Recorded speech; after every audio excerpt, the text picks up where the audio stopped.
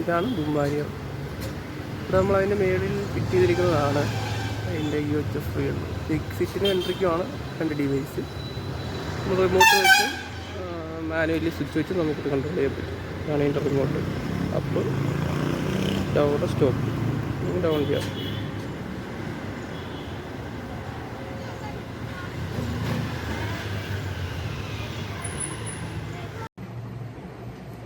Hi, നമ്മളിന്നിവിടെ നോക്കുന്നത് UHF റീഡറിൽ എങ്ങനെയാണ് card configure ചെയ്യുന്നതെന്നാണ്.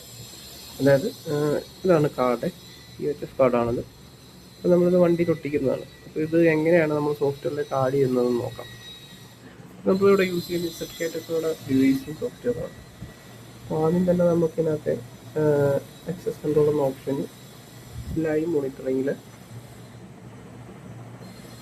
വരാം. ഇതാണ് ലൈവ് മോണിറ്ററിങ്. നമ്മളിവിടെ ഒരു ഫ്രഷ് കാർഡ്, ഇവിടുത്തെ ഒരു രജിസ്റ്റർ ചെയ്യാത്ത കാർഡ് UHF റീഡറെ കാണിച്ചു കഴിഞ്ഞാൽ ഇതുപോലെ അതിൻ്റെ നമ്പർ നമുക്ക് ഇവിടെ കാണാൻ പറ്റും. ഇപ്പോൾ നമ്മൾ വെളിയിലിപ്പോൾ ഒരു കാർഡ് കാണിച്ചിട്ടുണ്ട്. അപ്പോൾ ഈ നമ്പർ നമ്മൾ ഈ ഡിവൈസിലേക്ക് സിങ്ക് ചെയ്യാം. അപ്പോൾ അതിനായിട്ട് ആദ്യം നമ്മൾ പേഴ്സണൽ ഓപ്ഷൻ എടുക്കുക. Personal add. ഇപ്പം നമ്മളിപ്പോൾ ഇവിടെ 20 കാർഡാണ് ഇവിടെ ആഡ് ചെയ്തത്. അപ്പം 20 കാർഡ് ആഡ് ചെയ്ത് കൊടുക്കുകയാണ്. പിന്നീട് ഇത് കൊടുക്കുകയാണെങ്കിൽ കസ്റ്റം ചെയ്യാം. അപ്പം നമ്മൾ ജസ്റ്റ് അതിന് വേണ്ടി ഇതുപോലെ എല്ലാ കാർഡിൻ്റെ മുകളിലൊരു നമ്പറുണ്ട്. അപ്പോൾ നമ്മൾ അവിടെ ആഡ് ചെയ്തേക്കുന്ന കാർഡ് നമ്പർ എന്ന് പറയുന്നത് 15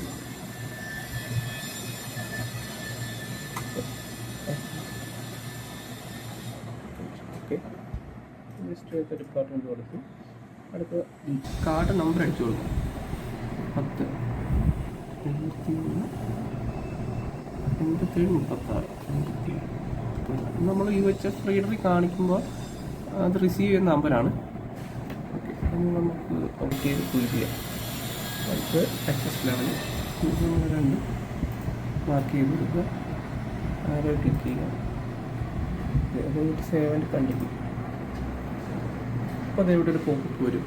സിങ്ക് ചെയ്യണമെങ്കിൽ സിങ്കിനാണ് കൊടുക്കുക.